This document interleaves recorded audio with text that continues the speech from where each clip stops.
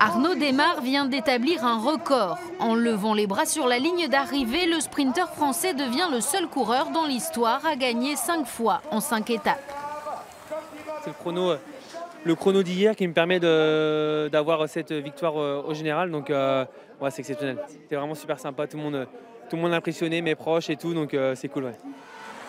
Ce matin, au moment du départ, le sort s'acharne contre Sylvain Chavanel. Le leader de la Direct Énergie a 44 secondes de retard au général et il doit composer avec une radio capricieuse. Il vient à peine de rentrer dans le peloton quand l'échappée du jour se dessine. À la pédale et sous l'impulsion de Pierre-Luc Périchon, 7 coureurs creusent progressivement l'écart. Le groupe est composé de sacrés rouleurs comme de Tanel Tanguert, l'Estonien, ou de Thomas Bouda, le Français récemment champion de France sur piste. Dans ce groupe également Julien Bernard, le fils de Jean-François Bernard, l'ancien coureur.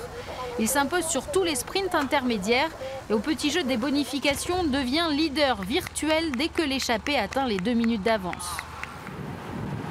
Général, je savais que c'était fini. Arnaud, il avait trop d'avance. Je savais que ça allait bien gérer derrière. Je veux dire, quand on voit l'équipe de la FDJ qu'ils ont mis ici, c'était sûr qu'ils allaient gagner le général maintenant et puis qu'ils allaient bien contrôler. Donc, c'était vraiment la victoire d'étape qu'on essayait d'avoir. À l'approche du circuit final au Tour de Poitiers, les coéquipiers de Démare accélèrent le rythme.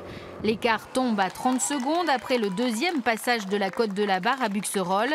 Tanel Tanguert, 16e lors du dernier Tour de France, décide alors de partir seul. Il sera rejoint par 2 de ses anciens compagnons d'échappée, puis avalé par le peloton pour une nouvelle consécration d'Arnaud Démare.